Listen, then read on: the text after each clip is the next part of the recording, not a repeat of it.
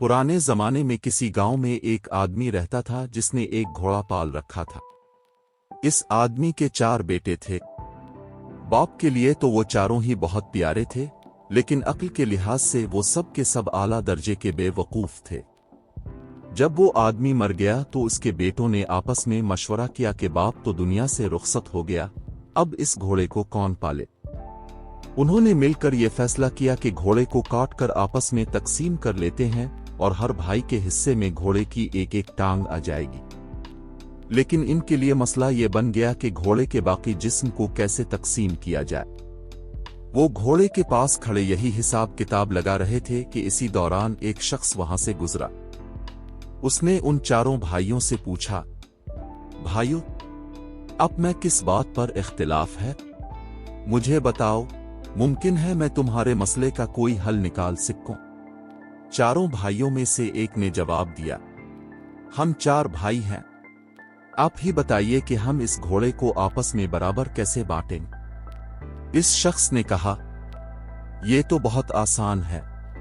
ऐसा करो, इस घोड़े को बेच दो और जो रकम मिले वो आपस में तकसीम कर लो। चारों भाई इस बात पर राजी हो गए और घोड़े को बेचने के लिए शहर की तरफ रवाना हो गए। सफर के दौरान वो एक जंगल से गुजरे तो वहीं रात हो गई। चारों भाई दिन भर के थके हुए थे, जैसे ही लेटे फौरन नींद आ गई। जब वो गहरी नींद सो रहे थे तो रात के किसी पहर एक चूर वहां से गुजरा। उसने देखा कि चारों आदमी बेखबर सो रहे हैं और जोर जोर से खर्राटे ले रहे हैं। चूर आहिस्ता आहिस्ता घोड़े की तरफ बढ़ा, घोड़े की रस्सी खुली और खामोशी से घोड़े को भगाकर वहां से चला गया।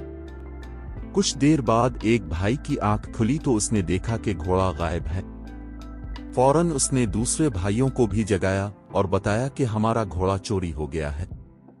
एक भाई ने अंगड़ाई लेते हुए कहा, सो जाओ, रमजान खान ले गया होगा, सुबह देख लेंगे। सुबह जब चारों भाइयों की आंख खुली तो वो रमजान खान को ढूंढने निकल पड़े।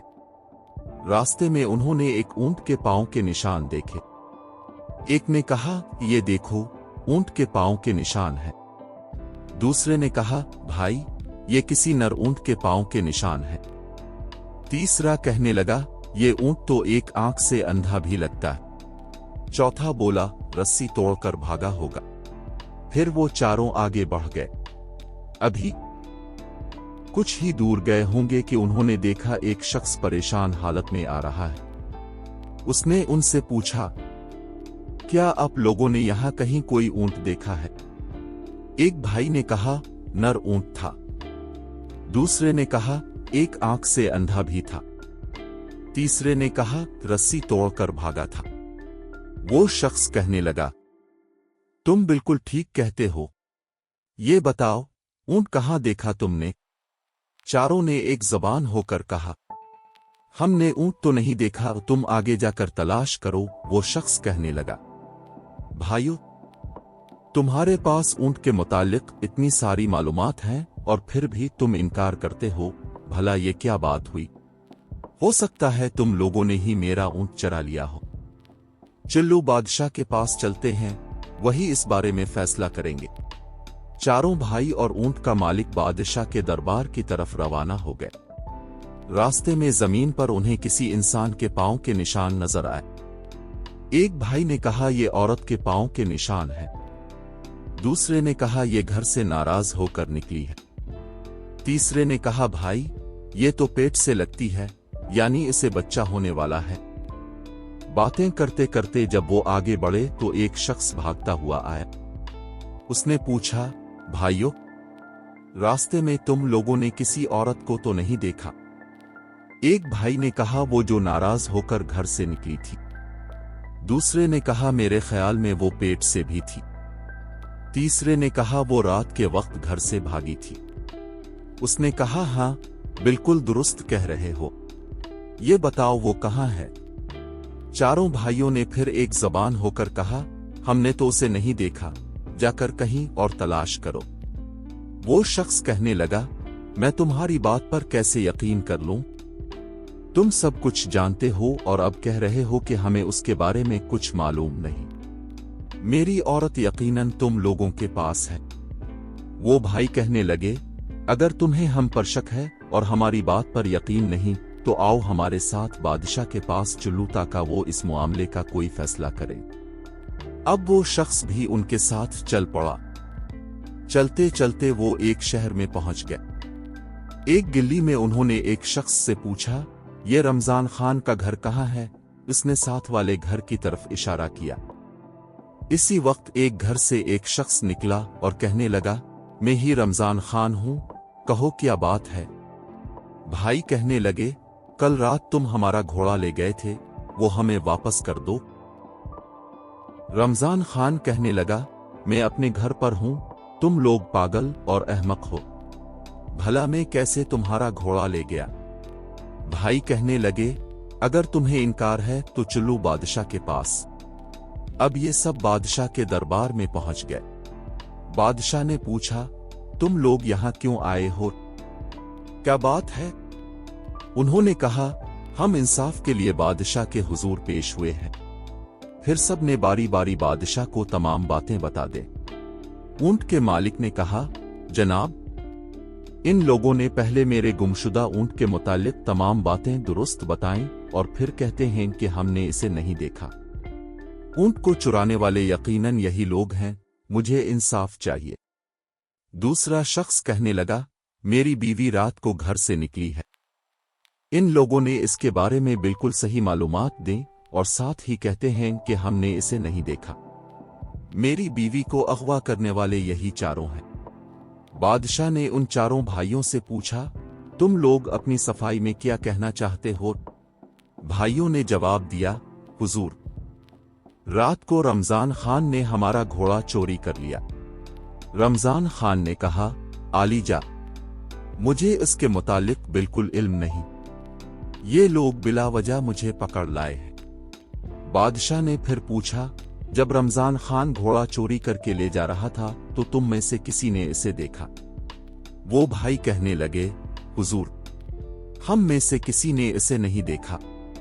बादशाह ने गुस्से में कहा, जब तुमने इसे देखा ही नहीं तो इस पर झूठा इल्जाम क्यों लगाते हो? और जो दूसरे लोग तुम्हें चोरी और अगवा का मुजरिम ठहरा रहे हैं, इसके जवाब में तुम क्या कहना चाहते हो?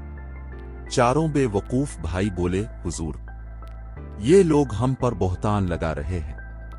हम मुजरिम नहीं, दरअसल हम अलम गैब जानते हैं। हमें सब कुछ इसी इल्म के जरिए मालूम हो जाता है। बादशाह ने कहा, अगर ऐसा है तो मैं तुम्हारा इम्तिहान लूंगा। अगर तुमने सही जवाब दे दिया तो मैं मान लूंगा कि तुम वाकई अलम गैब रखते हो।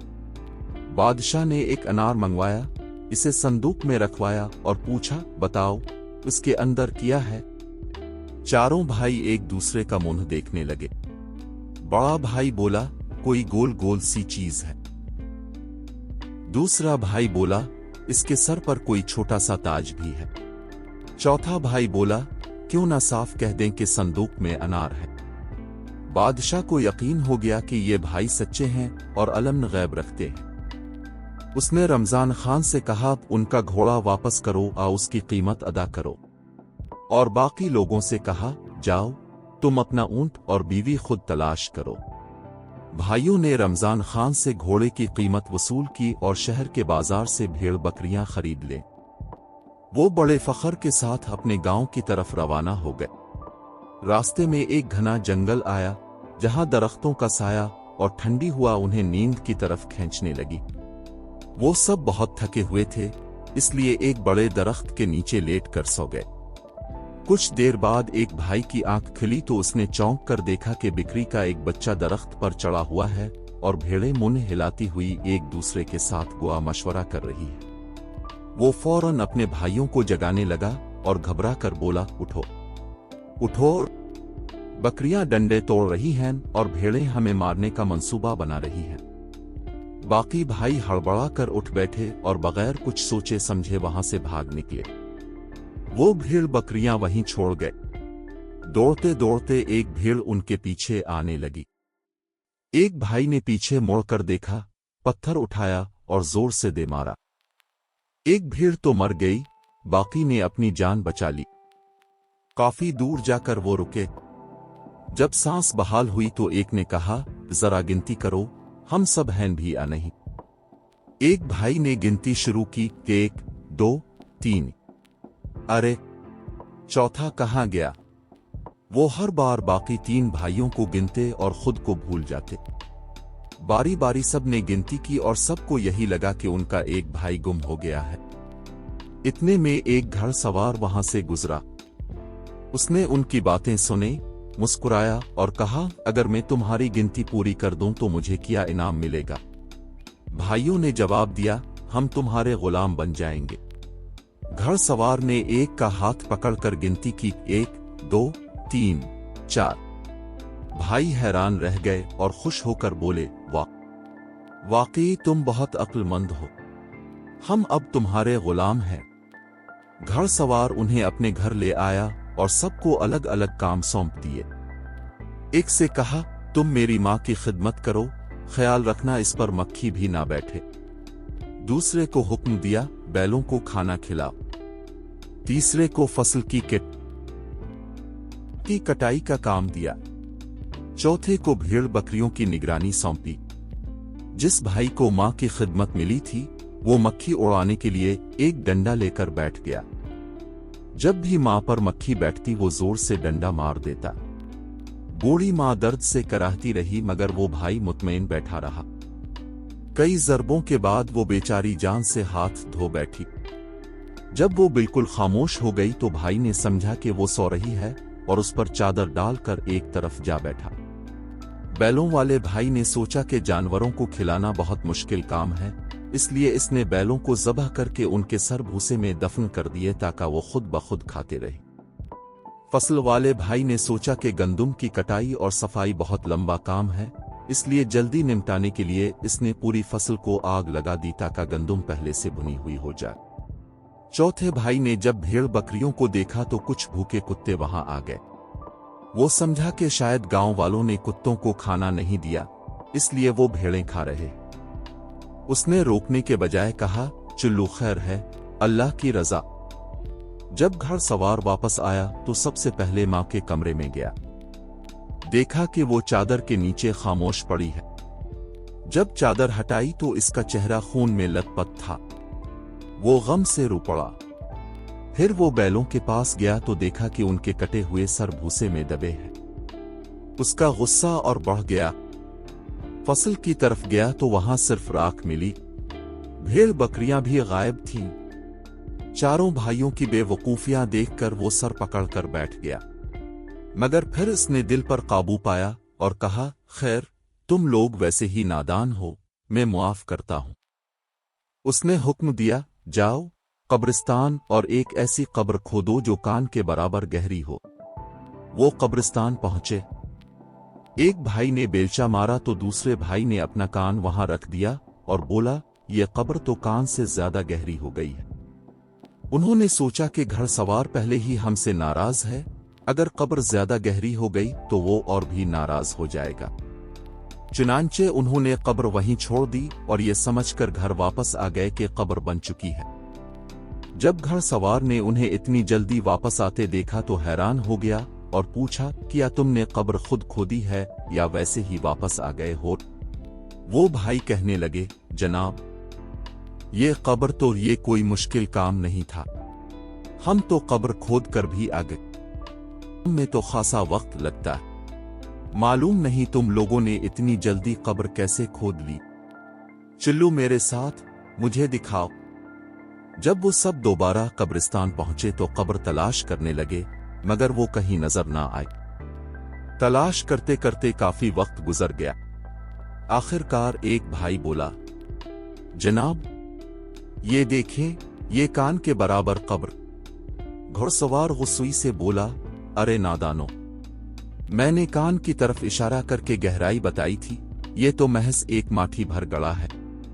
फिर घुड़सवार ने गुस्से में कहा और चारों भाइयों को हुक्म दिया, जाओ मेरी मां की लाश ले आओ, मैं खुद इसके लिए कब्र खोद दूंगा।